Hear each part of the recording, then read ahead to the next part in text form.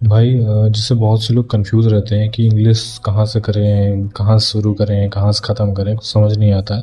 और SSC bank या जिसकी भी तैयारी कर रहे होते हैं, वनडे एग्ज़ाम की भी तैयारी कर रहे होते हैं, तो अगर आपने बेसिक पढ़ी हुई है, आपको पता है नाउन, एडजेक्टिव, एडवर्ब सब क्या होते हैं, क्या है, तो मैं तो कहूँगा आप सीरीज़ लगाइए, टेस्ट सीरीज़ लगाइए।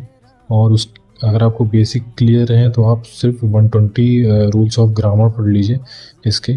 इससे आपको काफ़ी कॉन्सेप्ट क्लियर हो जाएंगे। जैसे सीबीएसई बोर्ड वाले जैसे रहते हैं, उनका रहता है कि मैं क्वेश्चन पढ़ता हूँ और मतलब ठीक है, जो अच्छा लगता है क्लिक टिक मार देता हूँ, सही हो जाता है। तो वो मैं समझ सकता हूँ, मैं भी सीबीएसई बोर्ड का हूँ।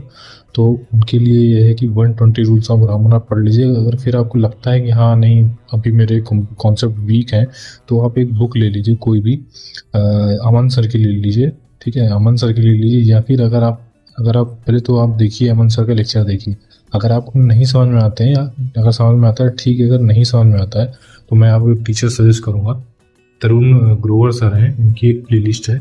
ये इनसे आप पढ़ के देखिएगा, आपको बिल्कुल समझ में आएगा। अगर आपको अमन सर से नहीं समझ में आ रहा है तो आप इनसे पढ़ के देखिए, आपको बिल्कुल समझ में आएगा। ठीक है, ये मैंने ले लिया था। काफ़ी मतलब हाइप है अमन सर का कि Aman sir English, Aman sir English. But मैं पर्सनली बताऊँ तो मुझे भी अमन सर से उतना मतलब नहीं समझ में आता जितना मुझे तरुण सर से समझ में आता है। तो बट मैंने बुक ले ली थी, तो मैं अब इसी में उनके जो नोट्स हैं तरुण सर के, वो मैं लिख लेता हूँ। तो अपना अपना वो है सबको। मतलब किसी को समझ में आ जाता है अमन सर से, मतलब नहीं, किसी को नहीं आता। बट अमन सर दोनों सही हैं अपने हिसाब से, जिसको जैसे समझ में आए। तो इस तरह आप कर सकते हैं। बाकी अगर कोई डाउट हो तो आप कमेंट कर सकते हैं, मैं उसका जवाब दूंगा।